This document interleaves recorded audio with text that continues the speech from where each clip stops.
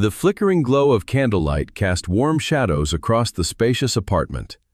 Dancing upon the rose petals Maria Delgado had carefully scattered over the dining table. The aroma of ribeye steaks, seared to perfection, drifted from the oven, mingling with the faint bouquet of the Bordeaux she had uncorked earlier that evening.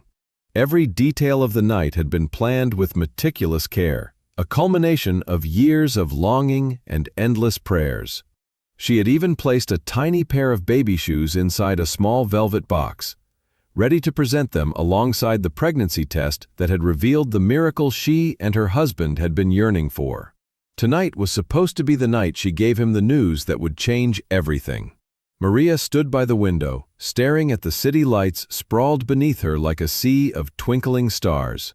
She pressed a hand against her flat belly, imagining the life growing within her. After years of heartbreak, the sight of two faint pink lines had sent her into a dizzy spiral of joy. She could already picture his reaction, how his strong arms would pull her close, his deep voice trembling with disbelief before breaking into laughter. Floyd Sinclair, the man she had once believed was the answer to all her prayers, would finally become a father. She replayed the memory of their first meeting at the charity auction, how she had felt invisible among the glittering crowd of wealth and power, a simple catering assistant carrying trays of champagne flutes. And then, suddenly, he had noticed her. He had looked past the designer gowns and diamond necklaces and settled his eyes on her with a focus that made her heart stop. Within weeks, he had whisked her into a world she never dreamed she could inhabit.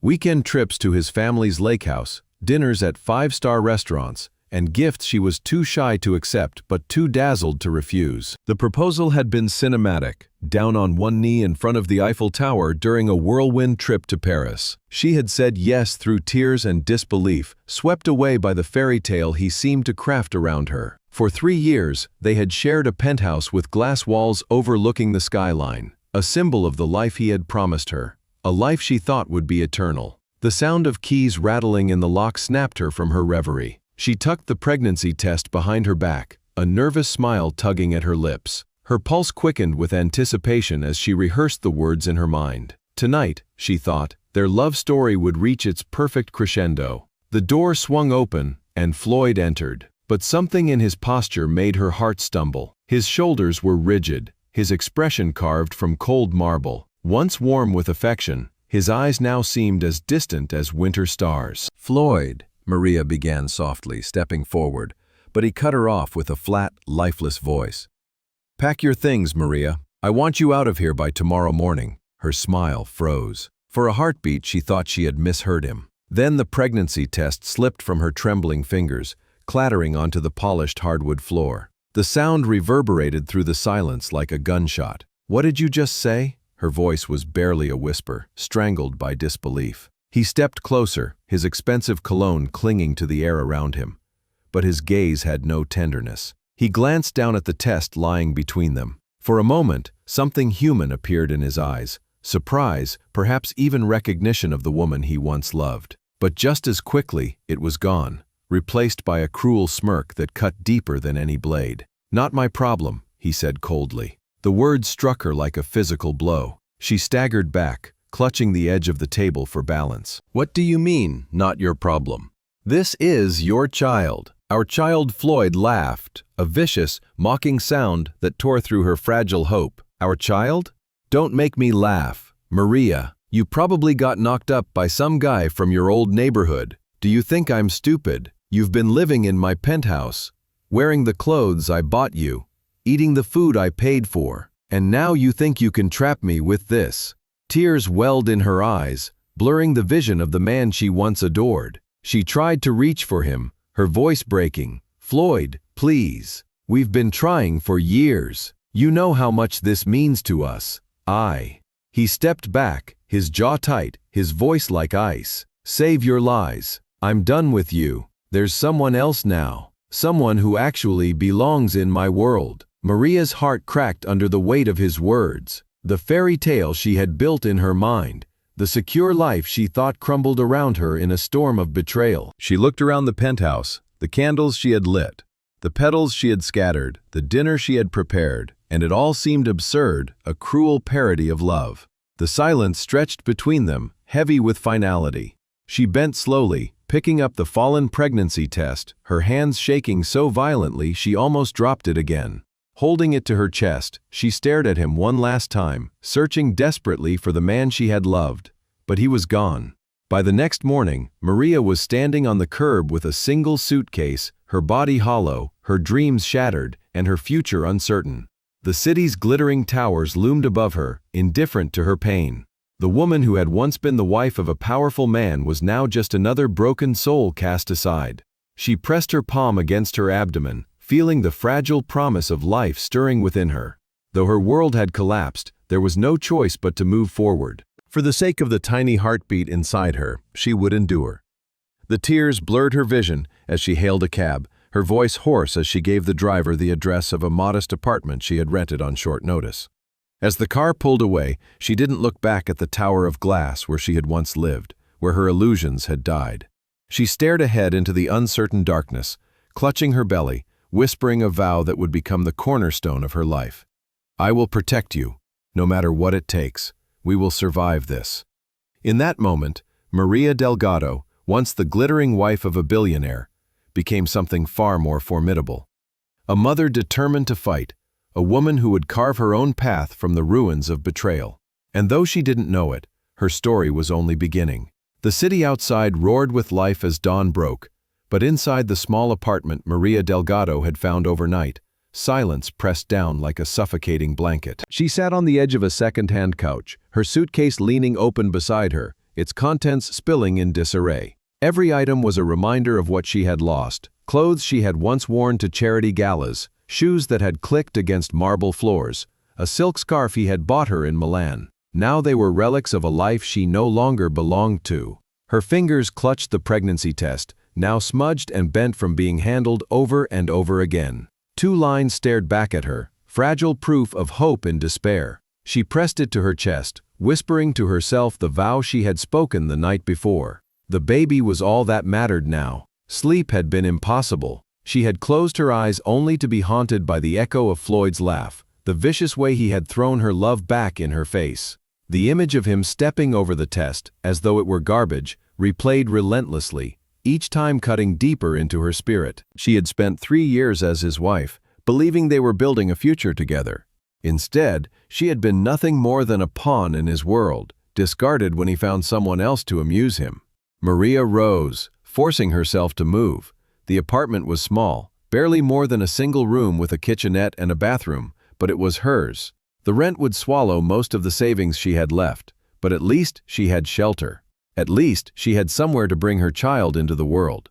She went to the cracked mirror above the sink and studied her reflection. Her eyes were swollen from tears, her hair tangled from a restless night. But beneath the exhaustion was a spark of something she had never noticed in herself before: determination.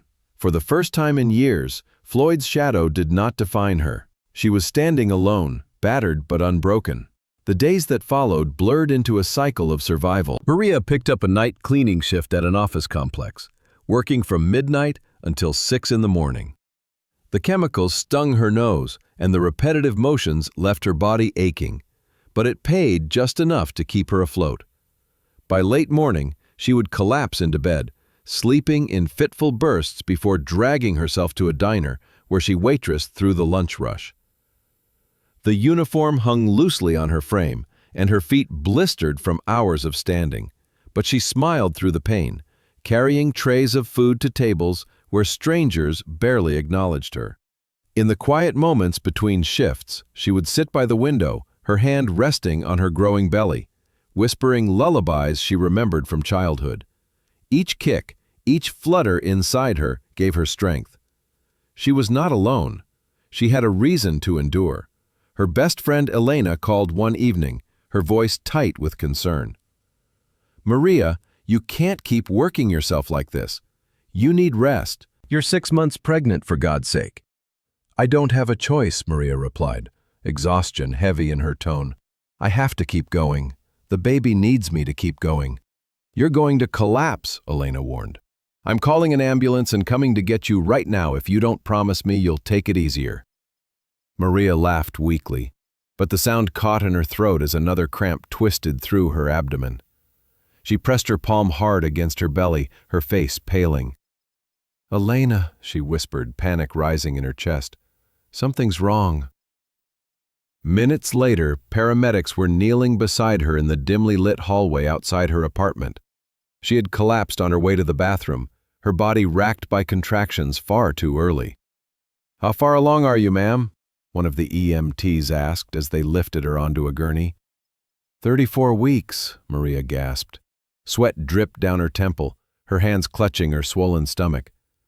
"But there's something else. I think there might be 2 babies." The ride to County General Hospital was a blur of sirens and pain. Maria drifted in and out of consciousness, clutching at the sheets beneath her as nurses rushed her into the maternity ward. The sterile lights above burned her eyes and the beeping of monitors filled her ears. Elena's voice cut through the chaos, steady and grounding. "You're going to be okay, Maria. The babies are going to be okay. Just breathe. Focus on me." Hours later, the cries of 2 newborn boys filled the room. Maria lay exhausted but alive, tears streaming down her face as the nurse placed the tiny infants against her chest. They were impossibly small, their faces scrunched, their fists trembling as they rooted instinctively for warmth. "Twins," Maria whispered, her voice breaking with awe. "Diego and Carlos." Elena brushed a hand across her damp forehead. "They're beautiful, Maria, strong, just like their mother." In that fragile moment, everything else faded away. The betrayal, heartbreak, and loneliness all dissolved into the pure, overwhelming love she felt for the 2 lives she had brought into the world. She pressed her lips to their downy heads, her heart swelling with a promise. "You will never know abandonment," she whispered fiercely. "You will never know rejection. I will give you everything I have." But reality struck swiftly in the following weeks. Maria returned to her tiny apartment with 2 infants and no support. The nights became endless, punctuated by the cries of one child after another, never in unison. She never slept more than an hour at a time, her body still recovering from childbirth, while her spirit was tested beyond measure. When her savings ran dry, she strapped the twins into second-hand carriers and took them to cleaning jobs. With one baby nestled against her chest and the other strapped to her back, she scrubbed office floors and emptied trash bins, enduring the stares of coworkers who whispered about her behind her back.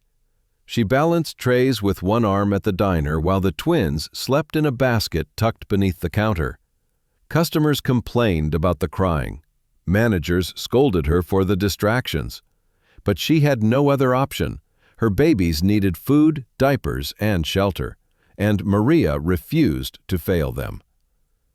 There were nights when despair clawed at her, when she sat in the dark holding both babies in her arms, rocking them as tears spilled down her cheeks. She thought of Floyd then, of the man who had chosen to abandon her and deny his children. Rage would flare, but it always dissolved into resolve. She had no time for anger. She only had time to fight for survival. Slowly, something unexpected began to take shape. Out of desperation, she started cooking her grandmother's recipes: tamales, enchiladas, casseroles, selling them to coworkers and neighbors for a few extra dollars. Word spread quickly. People began calling her, not just for meals, but for catering orders. For the first time since her world had collapsed, Maria saw a glimmer of possibility. Her tiny kitchen became a workshop of hope, the air thick with the scent of simmering spices and fresh tortillas. While her sons slept, she cooked late into the night, her hands moving with practiced rhythm as she poured her love into every dish. Each sale was more than income.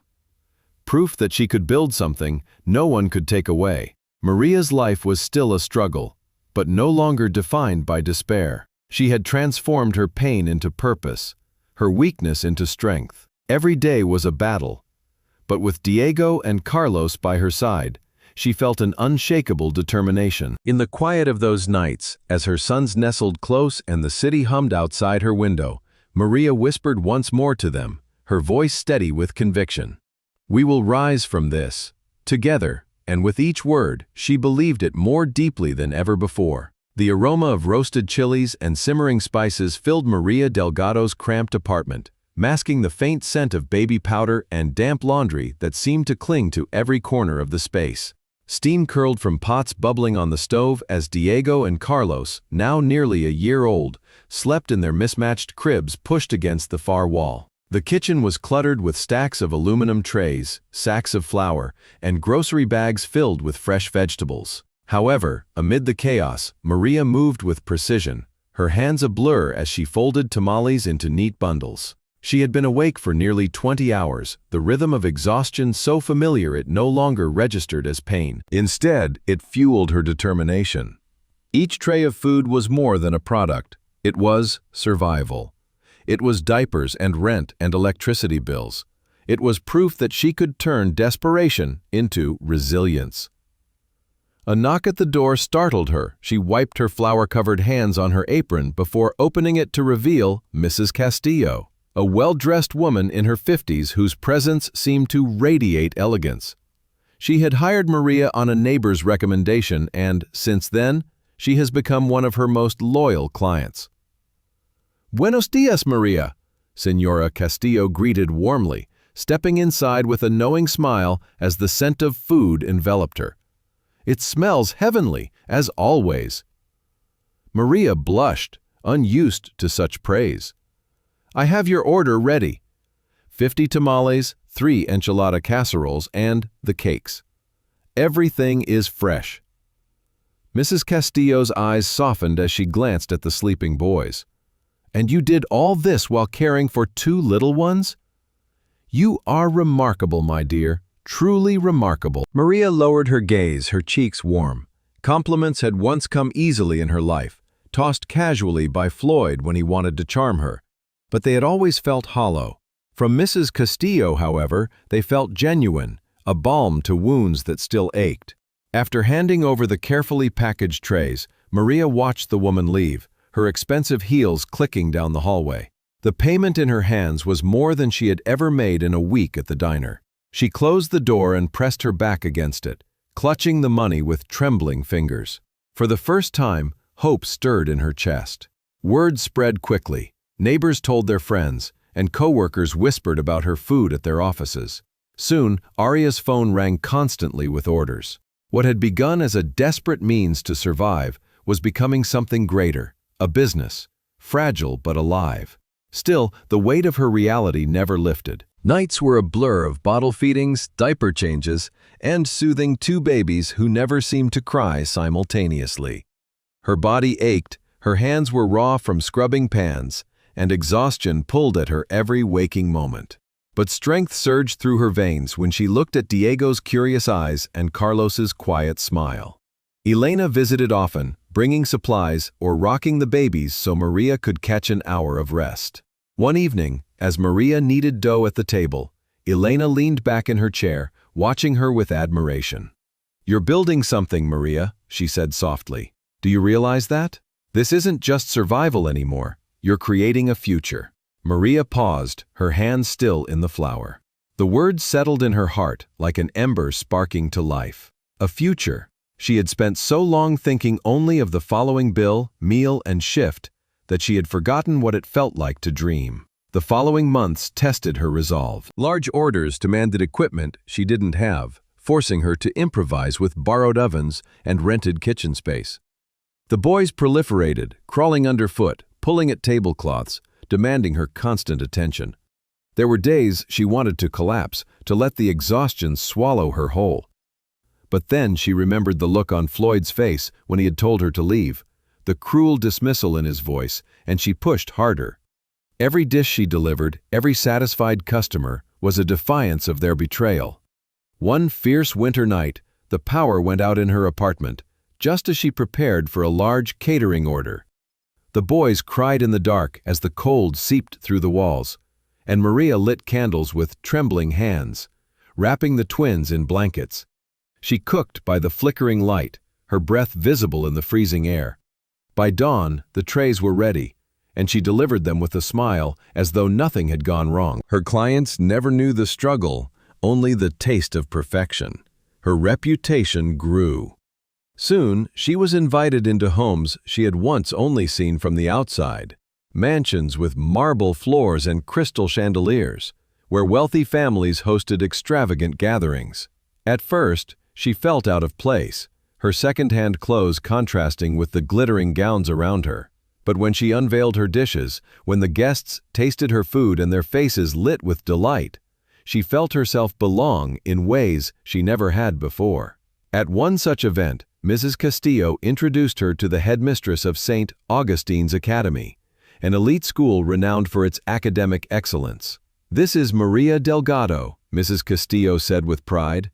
"She is not only a gifted cook, but a devoted mother." The headmistress smiled warmly, speaking kindly of scholarships and opportunities. Maria listened, her heart racing. She had been saving every spare penny for 2 years, dreaming of a future where Diego and Carlos could have more than she ever had. Now, the possibility was real. When she received the acceptance letters, tears streamed down her face. Her boys would have a chance at education, opportunity, and a life unchained from poverty. She clutched them tightly, whispering promises of a future brighter than anything she had known. Still, memories of Floyd haunted her in quiet moments. She would see his face in a passing stranger, hear his voice in her dreams, and wonder how he had moved on so easily. Did he ever think of the children he had abandoned? Did he ever regret? The questions no longer brought the sharp sting of heartbreak, but a lingering ache of curiosity. She focused instead on the life she was building. Her catering business, now named Elegancia Events, flourished each month. She learned to navigate contracts, hire staff, and plan events rivaling established companies. Her clients trusted her, respected her, and admired her resilience. One evening, after tucking the twins into bed, Maria sat by the window, the city lights shimmering against the glass. She thought of the journey from the penthouse to this moment, the nights spent in tears and the days spent fighting. She had survived the storm and built something lasting. Yet, deep inside, she knew her story with Floyd was not over. His betrayal had nearly destroyed her, but fate had a way of circling back, of forcing old wounds into the light. And when that day came, Maria vowed she would no longer be the broken woman he had discarded. She would face him, not with tears, but with the unshakable strength of a mother, a businesswoman, a survivor forged in fire. Her life was no longer his to define. It was hers and hers alone. Maria closed her eyes, her lips curving into a small, determined smile. The fire within her had been ignited, and nothing, not betrayal, exhaustion, or even fear, would extinguish it again. The letter arrived on an ordinary Tuesday, tucked among bills and advertisements in the small brass mailbox at the entrance of Maria Delgado's apartment building.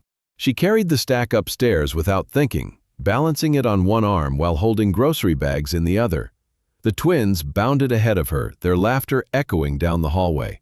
Diego raced to the door with his usual burst of energy, while Carlos trailed just behind, his quiet eyes observing everything with careful attention.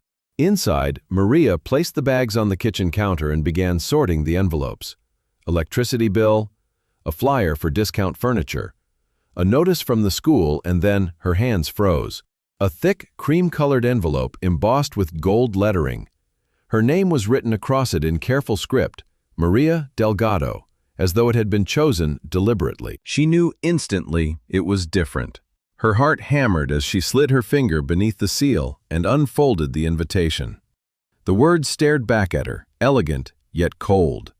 Floyd Sinclair and Stephanie Grant request the honor of your presence at their wedding celebration.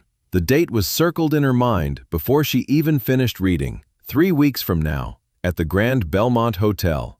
For a long moment, she stood frozen, her breath caught in her chest. The room seemed to tilt around her, the sounds of her sons playing fading into a dull roar in her ears. After years of silence, after abandoning her and their children, Floyd had dared to invite her to his wedding. The insult was so sharp it almost felt laughable. Elena arrived later that evening, dropping by with groceries and a fresh bottle of wine. Maria handed her the envelope without a word. Elena's eyes widened as she scanned the words, then narrowed with fury. "I cannot believe this man," she said, her voice rising. "After everything he did, after leaving you pregnant and alone, now he thinks he can parade his new life in front of you." Maria sank into the couch, rubbing her temples. "It feels like a trap, like he wants to humiliate me all over again." Elena sat beside her, placing a firm hand on her shoulder. "Then don't give him the satisfaction. You don't have to go." Maria looked at her boys, sitting on the floor, stacking blocks into crooked towers. Diego glanced up, his grin wide and fearless, while Carlos studied the structure carefully before adding a piece. They were her entire world, the living proof of her resilience, the reason she had clawed her way from the ashes of betrayal into the life she had built. And suddenly, the idea of showing Floyd exactly what he had thrown away took root in her mind. "I will go," she whispered, her voice steady despite the storm inside her. "But not for him. For me. For them. He tried to destroy me once, Elena, but he will see I am stronger than he ever imagined." From that moment forward, Maria began planning. She closed her office early the next day and drove to the Grand Belmont Hotel, her heart pounding as she walked into the opulent lobby. The chandeliers sparkled above her, casting golden light across the marble floors. She met with Rebecca, the event coordinator, with whom she had worked on other client events. Under the pretense of scouting the venue for a corporate gala, Maria took every detail of the ballroom where the wedding would be held. The gilded mirrors, the sweeping staircase, the terrace overlooking the city. It was a stage, and she was preparing for the performance of her life. The days that followed became a whirlwind of transformation. She booked appointments at boutiques she had once thought beyond her reach, determined to find a gown that would fit the occasion and symbolize everything she had become. At the final fitting, she stood before the mirror in a dress that shimmered like liquid silver, the fabric hugging her figure with understated elegance. Elena clasped her hands together, her eyes wide. "Mija, you should be on the red carpet." Maria studied her reflection, her spine straight, her gaze unwavering. "This isn't just a dress," she said quietly. "It's armor." The transformation extended beyond her wardrobe. A hairstylist sculpted her dark hair into a sleek chignon that whispered of sophistication. A makeup artist enhanced her natural beauty, giving her a glow that would photograph under the unforgiving lights of the ballroom. When she walked out of the salon, heads turned. She no longer looked like the woman who had once been abandoned on a curb with a suitcase. She looked like someone who belonged in the world Floyd thought she had been unworthy of. The twins, now young boys, were no less important to prepare. Diego practiced his handshake with mock seriousness, repeating the words his mother taught him. Firm handshakes, eye contact, and polite greetings. Carlos adjusted his bow tie carefully, his sensitive nature reflected in the precision of his movements. Together, they would stand beside her as proof of the life she had built from ruin. On the evening of the wedding, Maria arrived at the Grand Belmont Hotel with her sons on either side of her. The garden terrace glittered with fairy lights, and guests mingled in elegant attire. Conversations hushed as she walked past, the silver gown catching the light with every step. Diego and Carlos walked proudly beside her, their small hands clutching hers, their manners impeccable as they greeted those introduced to them. Whispers rippled through the crowd. "Who is she? Isn't that Maria? Those boys, are they his?" Recognition spread like fire, eyes turning toward Floyd, who stood near the fountain with his bride. His laughter faltered, his drink pausing halfway to his lips as his gaze landed on Maria. Maria met his eyes across the distance, her expression calm, her posture regal. She felt no bitterness, no anger, only the quiet triumph of survival. With her sons beside her, she had no reason to shrink or hide. She walked directly toward him, every step measured, every movement a declaration. When she reached his circle of guests, she smiled politely. "Floyd," she said, her voice smooth as silk. "Allow me to introduce Diego and Carlos." "They are my sons," gasps echoed around them, the tension thickening like a storm about to break. Floyd's face drained of color, his jaw tightening as he struggled to maintain composure. Stephanie, his bride, looked between them in confusion, her expression darkening with dawning realization. Maria leaned down slightly to her boys, her smile tender. "Say hello." Diego extended his hand confidently.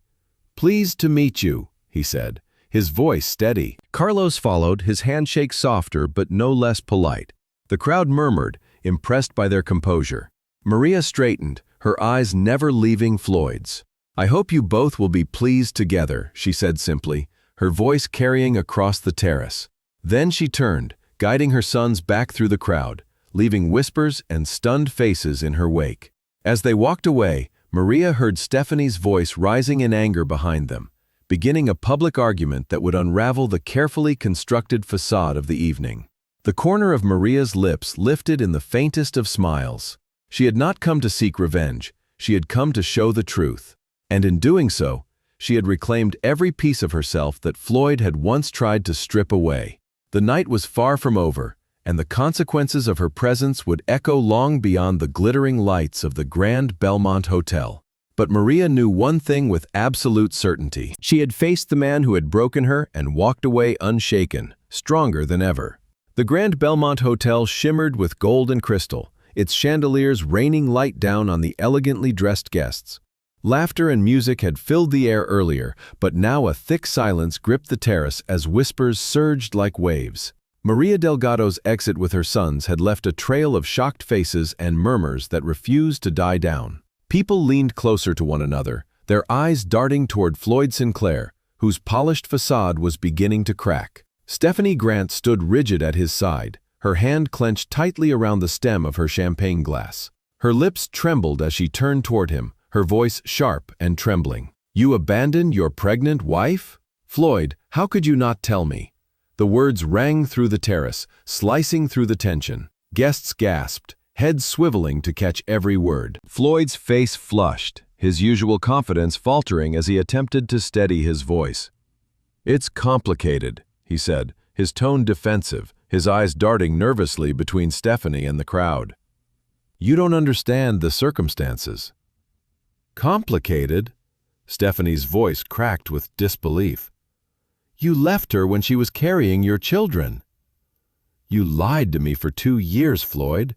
You let me stand here before all these people believing you were a man of integrity." A woman nearby, a respected pediatrician, stepped forward, her indignation clear. "Those boys are extraordinary, well-mannered, and clearly adored by their mother. And she raised them alone? That speaks volumes about her character, and even more about yours." Floyd's mouth opened, but no words came out. He stood frozen, his carefully built image unraveling before the people he had invited to witness his triumph. The bride's eyes filled with tears, smudging the careful strokes of her wedding makeup. She set the glass down tremblingly and faced Maria across the terrace, though Maria was already guiding her sons away. "I am so sorry," Stephanie said, her voice breaking, her apology carrying across the stunned crowd. "I am sorry for what he did to you. I am sorry I almost married a man who could be so cruel." Maria paused only long enough to offer a graceful nod. "You are not responsible for his choices," she replied gently, her calm dignity radiating starkly to Floyd's crumbling composure. Then she disappeared into the night, her gown shimmering as though woven from victory itself. The crowd turned back to Floyd, but where admiration once lived, now only condemnation remained. Conversations buzzed with disbelief, and slowly the circle around him began to dissolve. Stephanie's parents confronted him, their voices sharp with anger and humiliation. "You brought disgrace to our family," her father said coldly. "This wedding is over." By the night's end, Floyd Sinclair stood alone by the fountain, the engagement ring still gleaming at the bottom where it had been dropped in fury. The music had faded, the guests had scattered, and the bride was gone. The man who had once orchestrated the evening to showcase his success now faced the ruin of his reputation, laid bare under the harsh glow of truth. The fallout came swiftly in the following days. Newspapers scheduled to cover the wedding splashed the scandal across their society pages instead. "Real estate tycoon's secret past exposed," read one headline. Social media spread the story like wildfire, and photos of Maria in her silver gown, alongside her sons, became symbols of dignity in the face of betrayal. In his office, Floyd listened as his assistant recounted the damage. "3 of your major investors are pulling out of the Jefferson Street project," she said grimly. "They cited concerns about your character, affecting the company's reputation." "That's absurd," Floyd snapped, but his voice carried no weight. The truth was clear. His personal scandal had bled into his professional life. Board members questioned his judgment. Banks reconsidered their loans, and partners distanced themselves. Deals that had once been guaranteed suddenly slipped away. Most devastating was the call from Robert Chen, the banker Floyd had considered a friend. "I am sorry, Floyd," Robert said, his voice heavy with regret. "But the board has voted to call in your loans, all of them. It's not about the money, it's about reputation. We cannot risk being associated with you after what happened." Floyd's world spun, his grip on the polished desk tightening until his knuckles turned white. He had built his empire on image, charm, and the illusion of integrity. Now that the illusion had shattered, leaving him exposed as a man who had traded his family for ambition and lost both. Days bled into weeks, and Floyd found himself wandering through his penthouse, the silence oppressive. The glass walls once offered him a view of the city he had ruled, but now they only reflected his isolation. The space felt cavernous, empty, without children's laughter or love's presence. Success had never felt so hollow.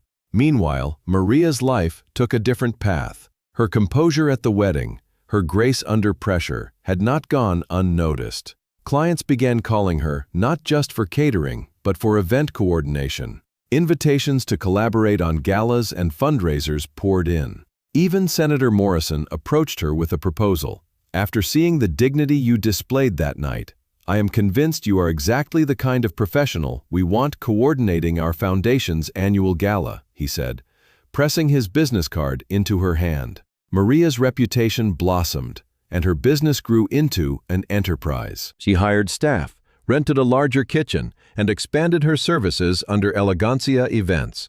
Her sons thrived at school, excelling not only in academics, but also in confidence. They became known for their intelligence, kindness, and unwavering pride in their mother. Diego studied her face carefully one evening and asked, "Are you proud of us?" The question caught Maria off guard, her heart swelling with emotion. She pulled both boys into her arms. "I am so proud of you," she whispered, "proud in ways that words cannot explain. You are everything I dreamed of and more." Carlos, thoughtful as ever, nodded thoughtfully. "Good, because we are proud of you too." Tommy Henderson's mom said, "You are the most successful woman she knows." Maria laughed softly, brushing back his hair. "Success isn't about what you own," she told them. "It is about the respect you earn, the love you give, and the life you build with integrity." Her words carried the weight of truth, a lesson she had learned the hardest way. She had walked away from Floyd with nothing but a suitcase and her unborn children, yet she had built a life filled with meaning and strength. On the other hand, Floyd became a ghost of the man he once was. Business associates stopped returning his calls. His company teetered on the edge of collapse. Investors withdrew, banks closed their doors, and even his closest allies abandoned him. He applied for positions beneath his former stature, enduring interviews where basic questions about development and management left him fumbling. The man who had once commanded boardrooms was now struggling to prove he still had value. In contrast, Maria stood on stages, accepted awards, and was photographed by national magazines as a symbol of resilience and grace. Her name became synonymous with professionalism and dignity, and her company thrived in ways she had never dared to imagine. And though she rarely thought of Floyd anymore, when she did, it was not with bitterness. It was with clarity. He had chosen illusion over truth, betrayal over love, arrogance over humility. In the end, it was not her he had destroyed, but himself.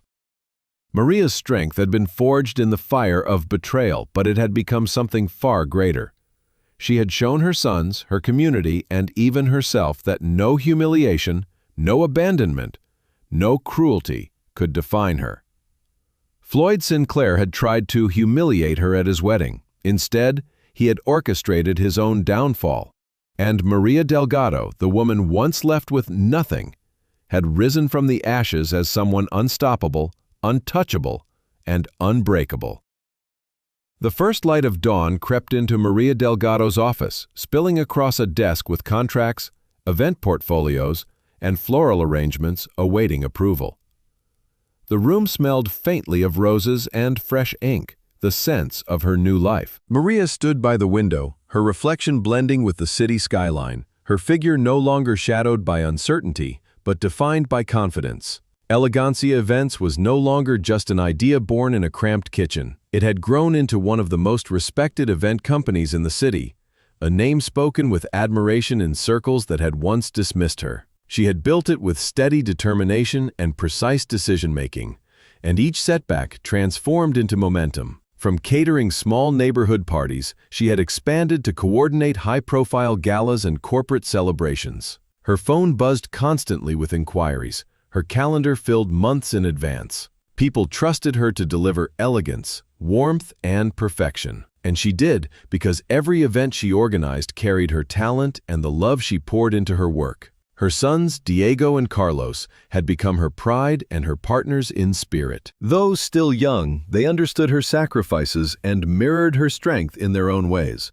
Diego's boldness grew into leadership, his voice confident in classrooms and sports fields.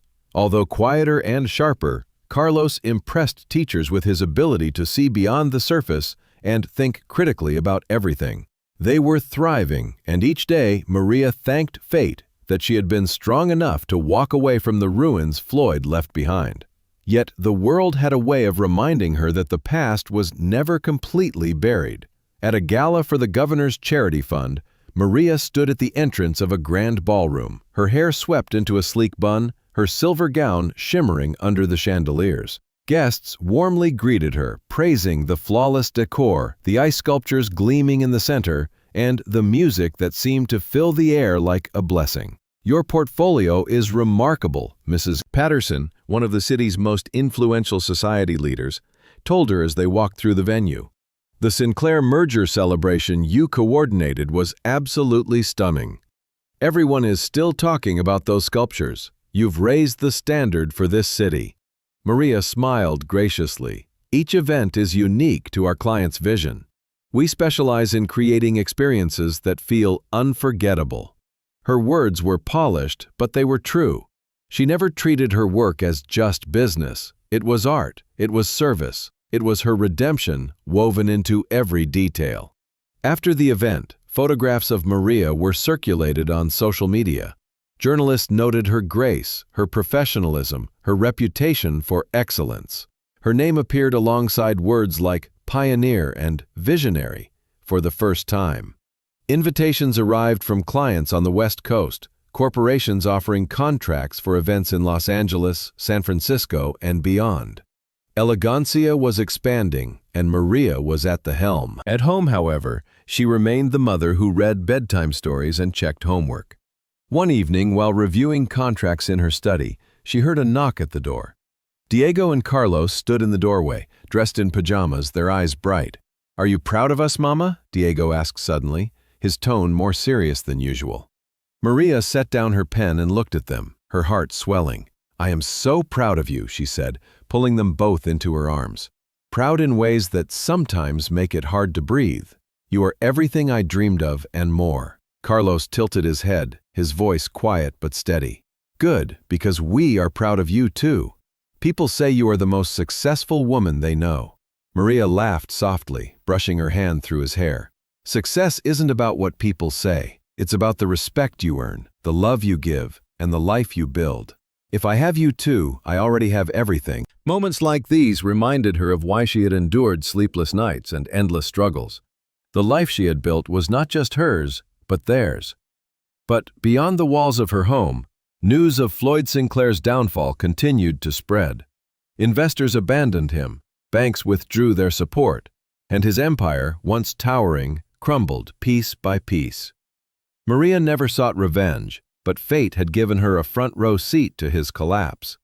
She did not gloat. Instead, she carried herself with quiet dignity, focusing on the future she was creating. That future widened when Senator Morrison approached her at a foundation luncheon. "Mrs. Delgado," he said, offering his hand, "after witnessing the composure you displayed at that infamous wedding, I believe you are exactly the professional we need. We would like Elegancia to coordinate our foundation's annual gala." The offer stunned her, but she accepted with poise. Within weeks, she worked alongside lawmakers, philanthropists, and business leaders. Her name became synonymous with integrity. The same city that had once watched her leave a penthouse with nothing now celebrated her as a woman of vision. One evening, after finishing a meeting about the foundation gala, Maria returned home to find her boys practicing debate in the living room. Diego stood tall, passionately delivering his argument, while Carlos countered with quiet logic. Their voices carried conviction and clarity far beyond their years. Maria stood in the doorway, watching them, pride flooding her heart. She saw in them not only the future of her family, but the future of everything she had built. They were her legacy, the proof that resilience and love could transform even the harshest betrayals into strength. As she tucked them into bed that night, Diego asked, "Mama, do you think Papa ever thinks about us?" The question lingered in the air, heavy with the innocence of a child still seeking answers. Maria kissed his forehead gently. "Maybe he does, maybe he doesn't. What matters is that I think about you every moment of every day. You will always have me." The answer seemed to settle him, and soon both boys drifted asleep.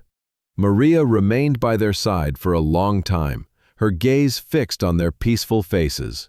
Outside, the city lights glimmered, the same lights that had once made her feel small. Now they shone like stars in her kingdom, a kingdom she had built not with wealth inherited or promises given, but with strength, love, and unyielding resolve. Elegancia had risen. With it, Maria Delgado had become more than a survivor. She was a leader, a mother, a woman whose name carried weight not because of who she had married, but because of who she had chosen to become. And though she sensed that her story with Floyd was not yet entirely closed, she no longer feared what the future might bring. For she had proven to herself and the world that no betrayal, abandonment, or cruelty could define her. She had defined herself. Maria turned off the lights, closed the door to her son's room, and whispered into the quiet of the night, "We are unbreakable." Her voice carried softly into the darkness, a vow to her children and the world she continued to conquer, one elegant step at a time. The Grand Belmont Hotel glowed again with soft golden light as another gala unfolded, orchestrated entirely by Maria Delgado and her team at Elegancia Events. The hall sparkled with crystal chandeliers, tables adorned with towering floral arrangements, and a stage set for the city's most influential voices.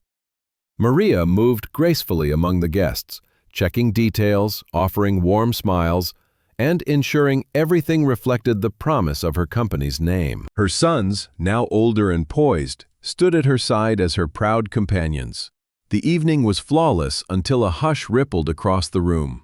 Heads turned, whispers darted from one guest to another, and then Maria saw him. Floyd Sinclair walked in with a forced air of confidence, dressed in a tailored suit that seemed to cling to a man trying desperately to maintain dignity.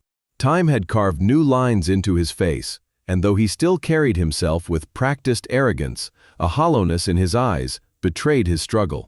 Maria's heart tightened, but she stood tall, her spine straight, her expression calm. She had expected their paths to cross again someday, in a room where neither could avoid the other. Now the moment had come. Floyd approached slowly, weaving through the crowd that parted with curiosity. The whispers grew louder. Guests who had once admired him now regarded him with suspicion, some with thinly veiled disdain. When he finally reached her, the silence in the circle around them was complete. "Maria," he said, his voice lower than she remembered, tinged with something almost like regret. "It has been a long time." She nodded politely, her face a mask of composure. "It has." For a beat, they stood in the center of the ballroom like actors in a play, the audience watching, waiting. Maria felt the weight of every eye upon them, but she refused to falter. Floyd cleared his throat, his gaze flicking briefly to Diego and Carlos before returning to her. "The boys have grown. They look strong, confident." "They are," Maria replied, her tone steady. "They are everything they should be." Floyd's lips pressed together, and for a fleeting moment, the arrogance slipped, revealing vulnerability. "I made mistakes," he said quietly. "Mistakes I cannot undo." Maria tilted her head slightly, her voice calm but firm. "Mistakes? You abandoned your family. You denied your children. You left me with nothing but a suitcase and a broken heart." "Those were not mistakes, Floyd. Those were choices." The crowd leaned closer, the air heavy with tension. Floyd's jaw tightened as he tried to maintain composure. "I thought I was doing what was right for me at the time. I thought I was chasing success, happiness." "And did you find it?" Maria asked, her eyes unyielding. The question hung between them, piercing through the facade he had clung to. His silence was answer enough. He shifted uncomfortably, his gaze falling to the floor before lifting again. "No, I lost everything. My company, my reputation, my relationships. I lost the respect of people I once called allies. And now I stand here facing the only person who ever truly mattered." Maria drew a slow breath. His words might have broken her once, but now they had no power. Without him, she had already built her strength, her life, and her family. She did not need his remorse to validate what she had become. "Your remorse changes nothing," she said softly, though her words cut sharper than steel. "You cannot erase the years of struggle, the tears, the pain. My sons are not your redemption, Floyd. They are my triumph." Diego, bold as always, stepped forward then. His voice carried clearly through the silence. "You may be our father, but you were never a dad. Mama raised us. Mama taught us what it means to be strong, to be honorable, to live with dignity." "You lost your chance," Carlos, quieter but no less resolute, added. "We do not hate you, but we do not need you either. We already have everything we need." The room erupted in murmurs, admiration flickering in the eyes of those who had witnessed the exchange. Floyd looked at his sons, his face pale, his shoulders slumping as though the weight of their words had crushed what little pride remained. Maria gently touched each of her sons' shoulders, guiding them back toward her. "This conversation is over," she said firmly. "We have a life to live, and you are not part of it." Floyd opened his mouth as if to protest, but the strength in her eyes silenced him. He stepped back, the crowd parting as he retreated, a man stripped of the last vestiges of his illusion. As he disappeared from the ballroom, Maria felt the tension drain from her body. She turned to her sons, her heart swelling with pride. They had stood tall, faced the man who had abandoned them, and spoken their truth. Together, they had closed a chapter that had once haunted their lives. The rest of the evening flowed like a victory song. Clients congratulated Maria, praising not only the flawless execution of the gala but the dignity with which she had carried herself. Offers of future contracts poured in, each cementing Elegancia's reputation as the premier event company in the city. Later, as the lights dimmed and the last guests departed, Maria stood alone on the terrace overlooking the city. The cool night air brushed against her skin, carrying the faint hum of traffic and the distant laughter of those still celebrating. She closed her eyes, her heart calm, her spirit steady. She had faced Floyd without fear. She had stood before the man who had once broken her and shown him that she was unshakable. More than that, she had given her sons the strength to stand with her, to claim their place in the world without shame or doubt. Maria whispered into the night, her voice filled with quiet triumph. "We are free." The city lights sparkled in response, as though affirming her truth. She turned away from the view and returned to the ballroom, where her team finished the cleanup. There was still work to do, still a future to build, but Maria Delgado knew now more than ever that nothing could stop her. Her past had tried to destroy her, but she had risen higher than she ever thought possible. And as she walked back to her sons, she knew that the story of her rise was only just beginning. The early morning sun streamed through the expansive windows of Maria Delgado's new office, flooding the space with golden light. The skyline stretched beyond the glass, constantly reminding her how far she had come. Elegancia events had expanded into 2 new cities, with branches in Los Angeles and San Francisco. Her calendar was filled with clients whose names carried weight in politics, finance, and entertainment. On the wall hung framed photographs from her most prestigious events, each a testament to her growing empire. Maria strolled through the office, coffee cup in hand, greeting her staff as they arrived. They admired her as their employer and the woman who embodied resilience and grace. She was known for being exacting, demanding excellence, and treating every employee with kindness and respect. Minnie had started at the bottom, just as she once had, and now flourished under her guidance. Her assistant, Jennifer, entered with a leather folder. "Here are the contracts for the Morrison Foundation Gala, the Senator's daughter's wedding, and the West Coast expansion plans," she said. "And you have a meeting with Forbes later today for the feature spread." Maria nodded, taking the folder. "Thank you, Jennifer. Make sure the team knows how proud I am of their work. None of this would be possible without them." As she settled into her chair, Maria glanced at the photo on her desk. Diego and Carlos, now teenagers, are smiling confidently in their school uniforms. They had grown into remarkable young men, each carrying pieces of her strength in their own way. Diego had become captain of the debate team, his voice strong and persuasive. Carlos excelled in science and philosophy, always thoughtful, always searching for deeper meaning. Together, they were her anchor and her inspiration. That afternoon, Maria sat across from the Forbes photographer, who captured her in her element, consulting with her design team about floral arrangements, reviewing lighting details, and laughing with staff. The photographer asked her to pose in front of the wall of awards that now adorned her office. "You are a symbol of resilience," he said. "Our readers want to know how you turned pain into power." Maria smiled softly, her mind drifting back to the night she had left Floyd with nothing but a suitcase and a broken heart. "I survived," she said, "and I refused to let bitterness define me. That is the only way forward." Her feature ran the following month, the headline bold and unflinching: "From Abandoned Wife to Empire Builder, The Rise of Maria Delgado." The story captured the imagination of countless readers, and soon invitations arrived for speaking engagements, conferences, and panels. Maria found herself sharing her journey as a businesswoman and as a voice of inspiration for those who had faced betrayal and loss. But as Maria's star rose, Floyd's continued to fall. His company, once a titan in the real estate world, collapsed under financial scandal and broken trust. He was forced to sell his penthouse and then his vacation properties, until nothing remained of the life he had built on illusion. He applied for positions beneath his former stature, but each interview was rejected. His reputation preceded him, his arrogance too deeply etched into memory. One evening, Floyd sat alone in a small rented apartment, staring at a pile of unopened bills. The man who had once dined in the finest restaurants and commanded the respect of investors now struggled to pay for takeout. He thought of Maria then, of the strength in her eyes the night she introduced their sons to the world. The memory cut deep, sharper than any financial loss. He had thrown away the only real treasure he had ever possessed. Meanwhile, Maria's life flourished. Diego and Carlos entered the finals of a national debate championship, representing their school with fiery conviction.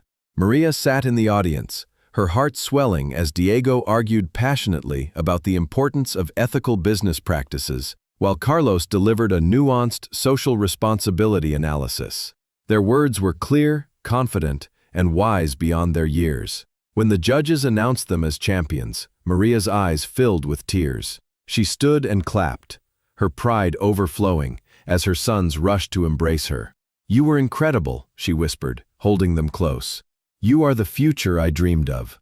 Their victory brought more recognition, and soon Diego and Carlos were offered scholarships to prestigious universities. Maria felt the culmination of every sleepless night, every sacrifice, every moment of struggle. She had given them the life she promised. They had risen to meet it with brilliance, but success did not shield her from reflection. At night, when the city quieted and her sons slept, Maria sometimes stood at her window and thought of Floyd.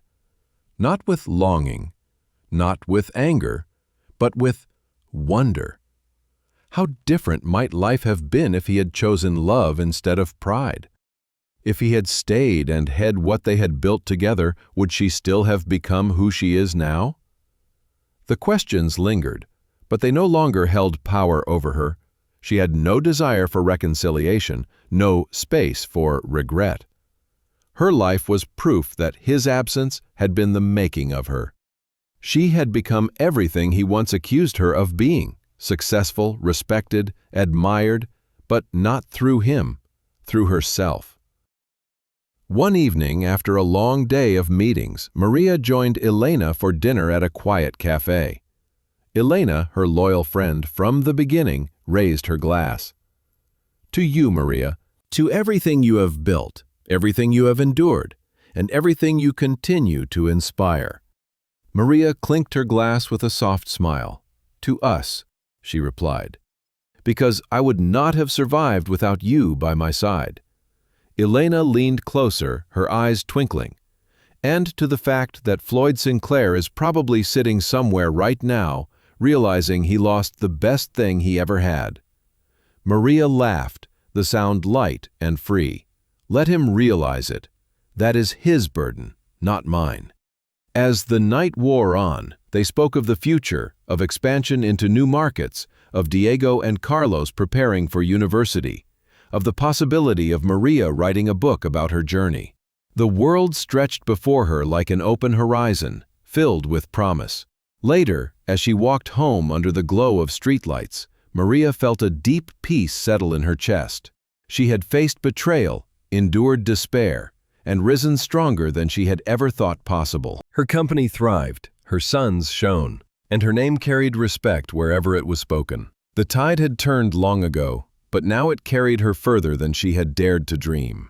Maria Delgado, once cast aside as nothing, had become everything, and she knew, with unshakable certainty, that the best was still to come. The night was quiet in Maria Delgado's home, of stillness that came only when her sons were asleep. The house was larger than the apartment where her journey had begun, filled with warmth and reminders of how far they had come. The walls displayed framed photographs of Diego and Carlos through the years, their growth chronicled in moments of triumph and joy. Trophies from debate competitions and academic honors lined the shelves, mingling with the awards Mahad earned as the head of Elegancia events. Yet as Maria sat at her desk, reviewing the next day's contracts, her mind wandered. Lamps' glow illuminated the papers before her, but her thoughts slipped beyond the present. She remembered the night she had stood on the curb with nothing but a soot of Floyd's laughter echoing in her ears. The memory was no longer sharp with pain, but it was still there, a scar etched into her heart. She closed her eyes and breathed deeply. The past was not gone. It lingered like a shadow, sometimes faint, sometimes heavy. Even now, with her life secure and her sons thriving, echoes of betrayal sometimes crept into her thoughts. But each time they did, she reminded herself that those echoes had forged her strength. The phone rang, breaking the silence. Maria answered quickly, her voice calm. On the other end was a journalist requesting an interview for a feature on women who had built successful businesses from nothing. Maria agreed, though she felt a twinge of apprehension. Intervally questions about her ions that could never be entirely avoided. The next morning, she arrived at the magazine's office, greeted warmly by the editor. The questions began easily, her inspiration process, and her advice for young entrepreneurs. But soon, the topic shifted. Many know your story, the editor said gently. They know about your struggles, about the man who left you when you were pregnant with twins. How do you reconcile the past with the present? Maria's hands folded neatly in her lap as she considered her response. The past is part of who I am, she said firmly. I cannot erase it, and I would not want to. It shaped it, pushed me to fight, and strengthened me to become who I am today. The betrayal I endured taught me resilience. Without it, I would not be standing here. The editor nodded, admiration clear in her eyes. Do you ever think of him now? Maria's gaze drifted to the window, the city sprawling beneath the morning light. Sometimes, she admitted, but not with bitterness. I think of him with clarity. He chose pride and illusion, and I chose love and responsibility. Looking at my sons and my life, I know who made the right choice. The interview concluded, and Maria walked out of the building with her head high. But as she stepped into the bustle of the city, she caught sight of a figure across the street that made her pause. For a fleeting second, she thought she saw Floyd. He was thinner, his suit ill-fitting, his face lined with exhaustion. His eyes lifted, and for the briefest moment, their gazes met before the crowd swallowed him. Maria's heart clenched, though not with longing. It was a pity, sharp and fleeting. She turned away, reminding herself that his life was no longer hers to worry about. She had her own path, built from resiliency that no shadow could erase. That evening, she returned home to find Diego and Carix excitedly waiting. They had been accepted into a summer program for young leaders, an opportunity that would prepare them for the universities they dreamed of attending. Their joy filled the house, their laughter spilling through every corner. Maria hugged them tightly, tears of pride welling in her eyes. "This is just the beginning," she whispered. "You will go further than I ever dreamed." Later, as they slept, Maria stood at the window and reflected again on the man who had once defined her pain. She realized then that the echoes of the past would always exist, but they no longer held power. They were reminders, not chaotic. Maria was invited to speak at a conference for women entrepreneurs the following weekend. She stood on stage before hundreds, her story unfolding not as one of victimhood or triumph. She spoke of the nights she had worked with babies strapped to her chest, of the days she had cooked by candlelight when the power went out, of the courage it took to face the man who had tried to erase her. The audience listened in silence, many with tears in their eyes.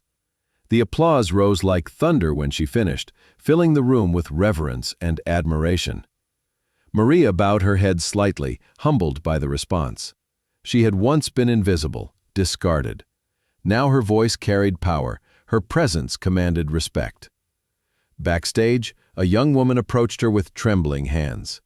"Your story saved me," she said, her voice breaking. "I left someone who hurt me because of you. I am rebuilding my life because I saw that it was possible." Maria's heart swelled. She reached out, clasping the woman's hands. "You are stronger than you know. Do not let anyone convince you otherwise." Moments like these reminded Maria that her journey was no longer just her own. It was a beacon, a light for others stumbling in the dark. She carried that responsibility gracefully, determined to continue lifting others even as she built her empire. But the past was never entirely silent. Weeks later, she received the mail with no return address. The handwriting was unmistakable. She unfolded the paper slowly, her pulse quickening. The words were simple, almost desperate. "Maria, I was wrong. I lost everything. I see now what I threw away. Please let me see them, just once." She folded the letter carefully, placing it in the desk drawer.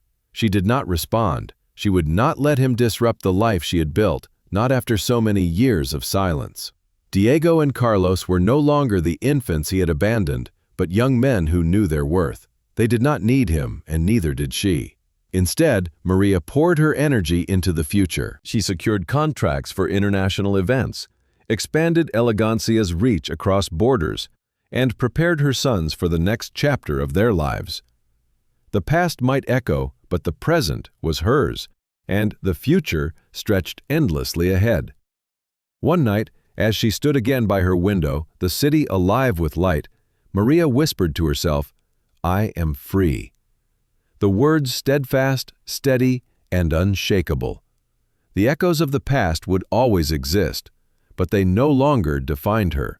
What defined her was her empire, the sons she had raised, and the strength that no betrayal could ever take away.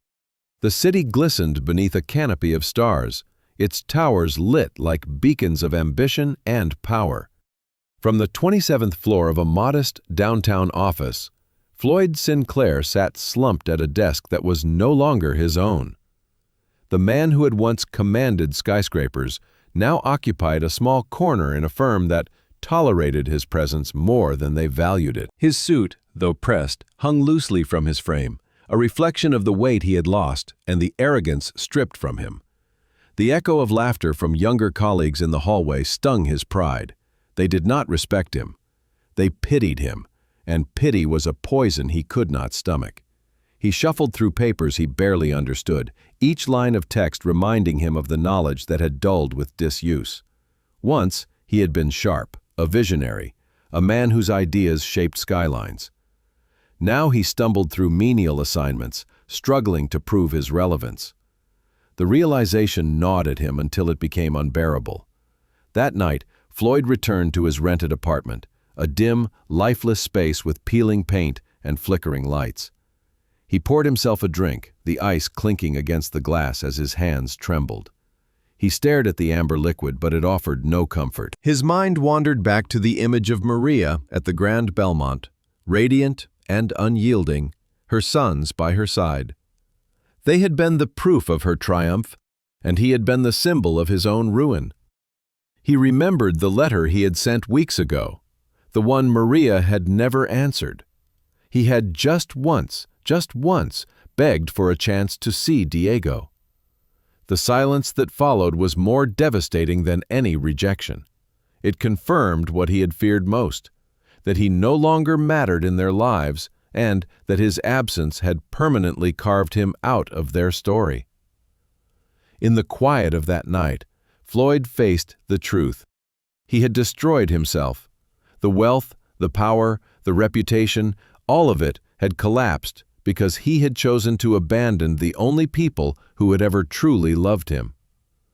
And though he longed to blame Maria, deep down he knew it was not her fault. It had been his pride, arrogance, and belief that he was above responsibility. Meanwhile, across the city, Maria stood before a ballroom filled with dignitaries, delivering a speech that captivated ever solum. Her gown shimmered beneath the lights, her voice strong yet warm, every word a testament to her journey. She spoke of resilience, turning despair into strength, and building something lasting, not from privilege, but perseverance. Her sons sat in the front row, their faces glowing with pride. Afterward, guests swarmed her, offering praise and contracts, each eager to be connected with elegancia events. Senator Morrison himself shook her hand. Your composure, your grace, your vision, it is rare. You are the future of this city, Maria. And perhaps beyond.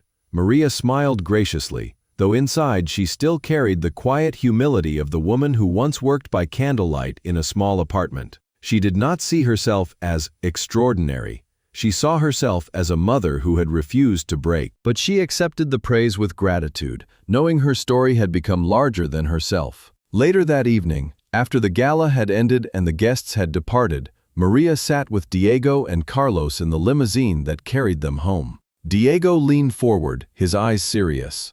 "Mama, if he comes back again and tries to talk to us, what do we say?" Maria looked at her sons, her heart heavy with the weight of their question. "You tell him the truth," she said gently, "that you are not angry, but you do not need him. Your life is full, your heart is whole, and you are proud of who you are without him." Carlos nodded slowly, his quiet wisdom shining through. "Then we forgive him, but do not let him back in." Maria kissed his forehead, tears glistening in her eyes. "Exactly, my love. Forgiveness is for you, not for him." The car rolled through the city streets, the lights blurring past. Maria leaned back against the seat, exhaustion mingling with pride. She had taught her sons how to survive and rise above the bitterness of betrayal. They understood what it meant to honor themselves, which was her greatest triumph. Across town, Floyd's breaking point arrived. He sat at his kitchen table, surrounded by overdue bills and eviction notices, the bottle of whiskey nearly empty. The silence was oppressive, broken only by the hum of the refrigerator. He stared at the pile of letters and contracts, but none mattered anymore. He had lost his company, his fortune, his home, his family, and now his will to fight. In desperation, he picked up his phone and dialed Maria's number. His hand shook as the line rang.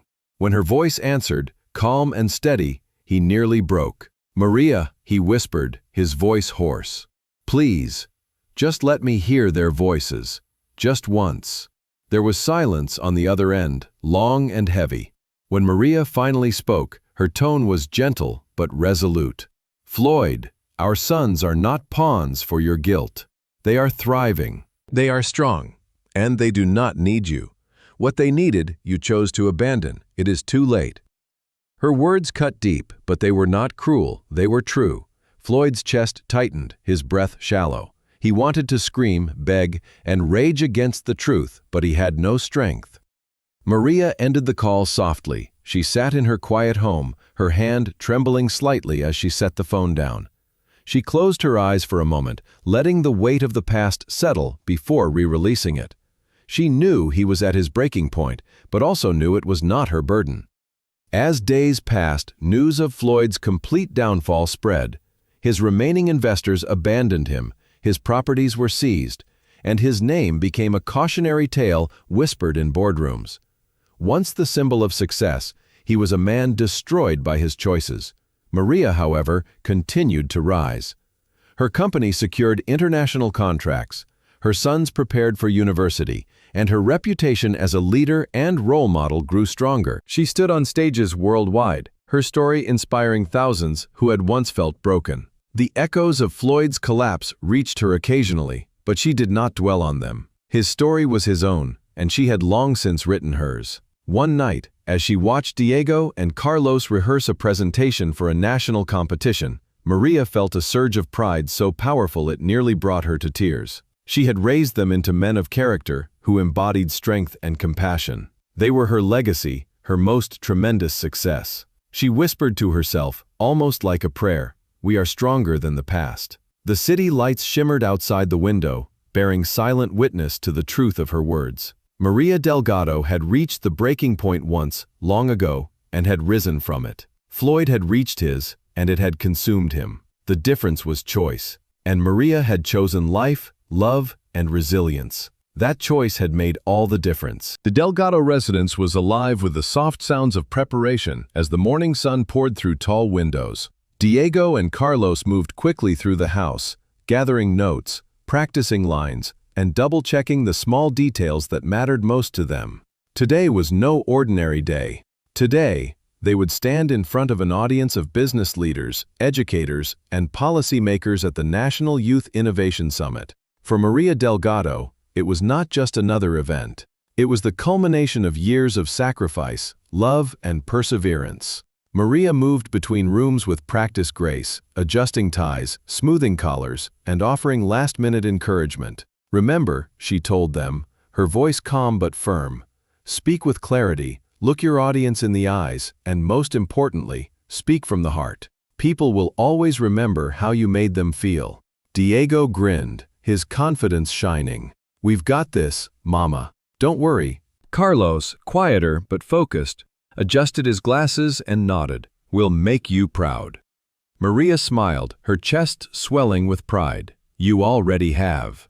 The car ride to the summit was filled with nervous energy. Diego reviewed his opening remarks out loud while Carlos refined his data points and arguments. Maria listened, offering subtle corrections, but mostly she sat back, watching her sons with awe. They were no longer the fragile infants she had carried out of the hospital alone. They were young, articulate, and ambitious men, standing tall in the world with integrity. As families, mentors, and leaders gathered, the summit hall buzzed with energy. Banners hung from the ceiling proclaiming the theme of the event, innovation with responsibility.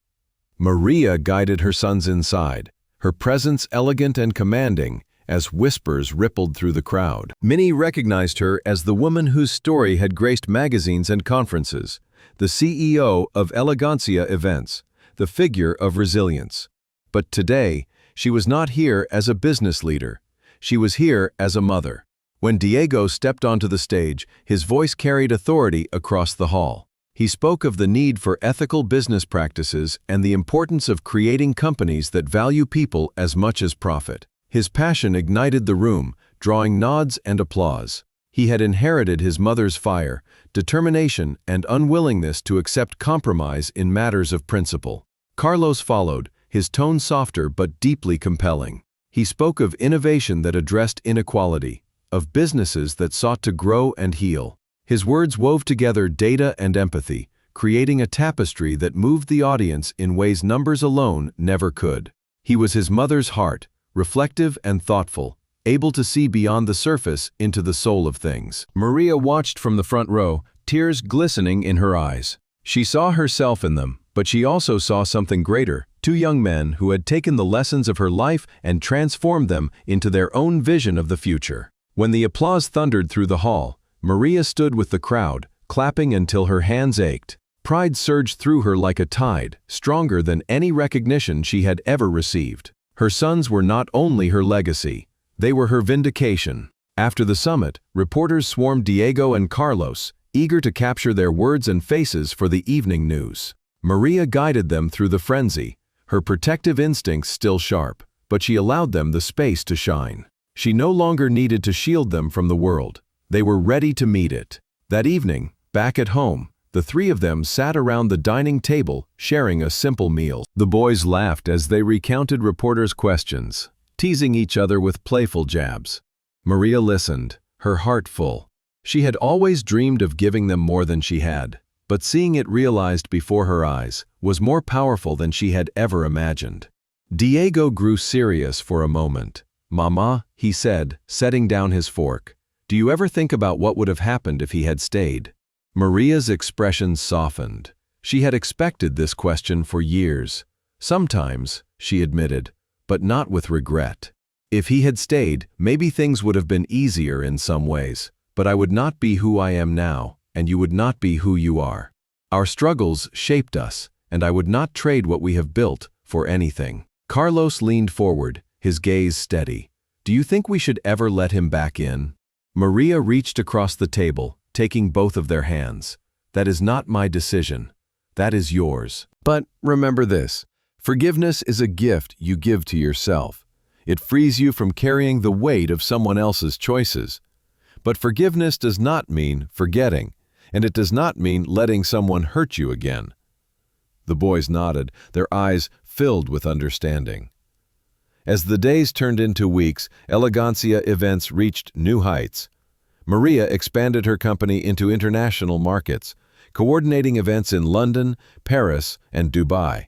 Her name became synonymous with excellence, and her reputation as a speaker and mentor grew worldwide. Yet she never let success pull her away from what mattered most. Now she returned home to her sons every evening.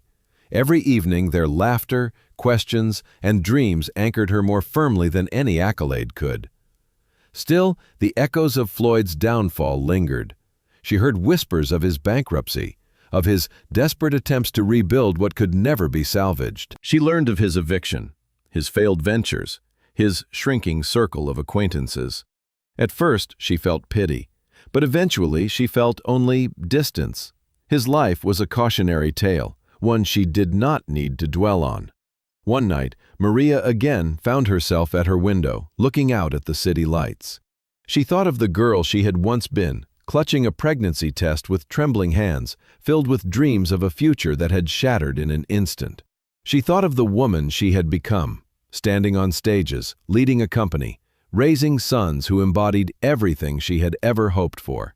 The journey had been long, painful, and relentless, but it had brought her here.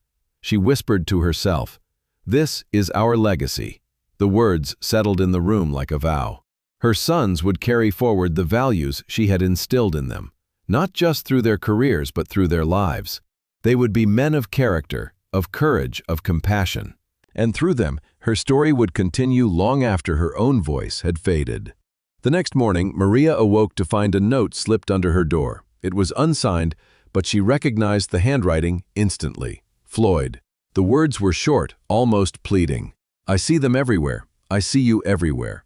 I know I have lost everything, but please believe me. I see now what I destroyed."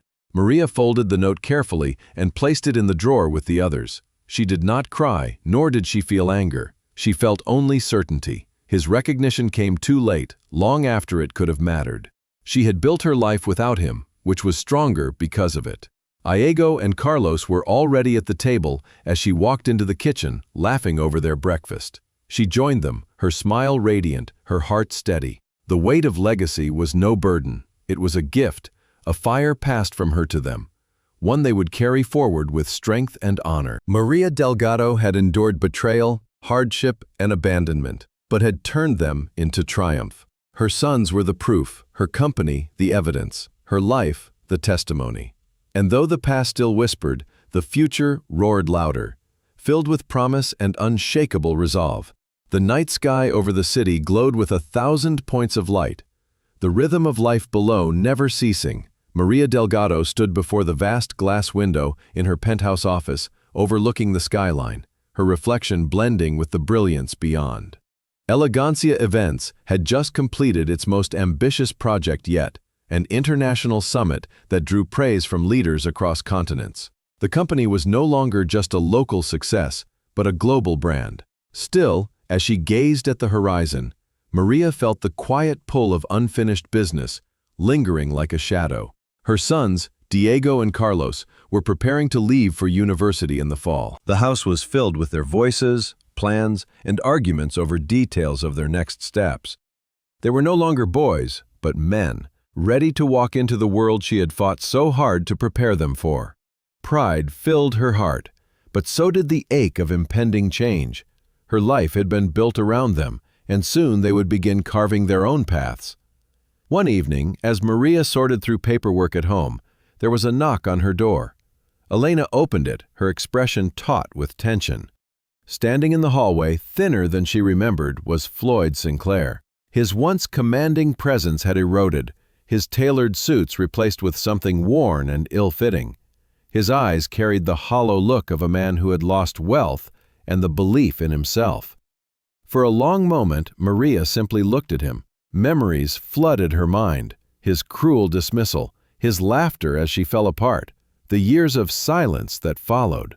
But she did not feel fear, she felt only strength, tempered by time. "Maria," Floyd said, his voice hoarse, his hands trembling. "Please, I needed to see you."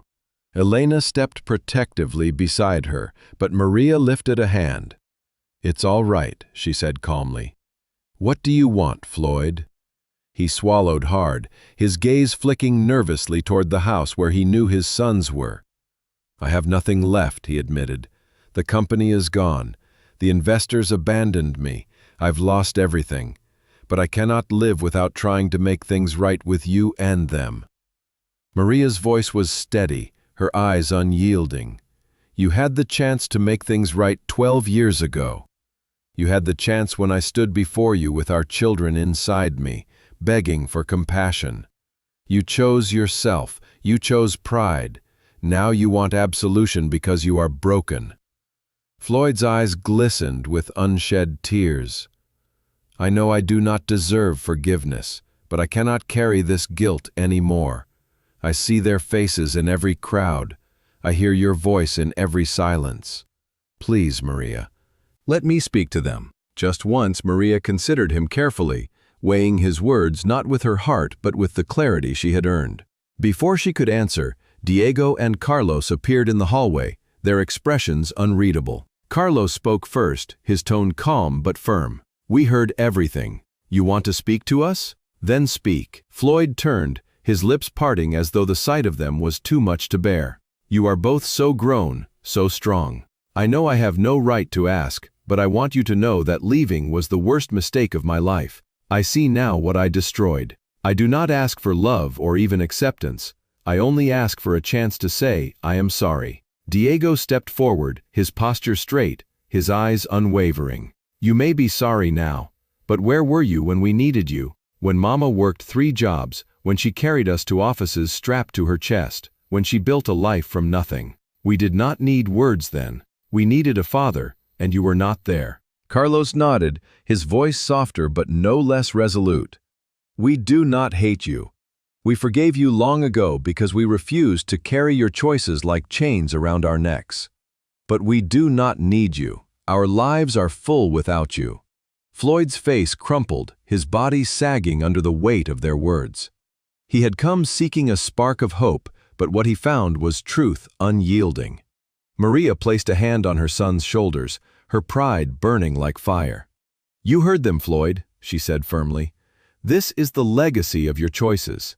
They are strong because I raised them to be. Nothing you do now will change that. Leave us with the dignity you once abandoned." For a moment, Floyd seemed about to argue, but the strength in their eyes silenced him. With a broken nod, he turned and walked down the hallway, his steps heavy, his figure shrinking until he disappeared into the night. The silence that followed was thick, but it was not painful. It was final. Maria turned to her sons, her voice gentle. "You handled that with grace. I am proud of you more than ever." Diego exhaled slowly. "It feels like we closed a door tonight." "Yes," Carlos added softly, "and it feels lighter." Maria pulled them into her arms, holding them tightly. For years, she had feared that Floyd's shadow might follow them, but tonight proved what she had always known. They were free. Months later, Maria stood in a crowded hall as Diego and Carlos delivered farewell speeches before leaving for university. Their words were filled with gratitude, love, and visions of the future. Maria listened with tears streaming down her face, knowing this was the beginning of another chapter. Her boys were stepping into the world as men, carrying the lessons she had fought to teach. When the ceremony ended, a reporter approached her. "Mrs. Delgado," he said, his tone respectful, "your sons are extraordinary. They speak with the same grace and conviction as you. What do you hope their legacy will be?" Maria smiled through her tears.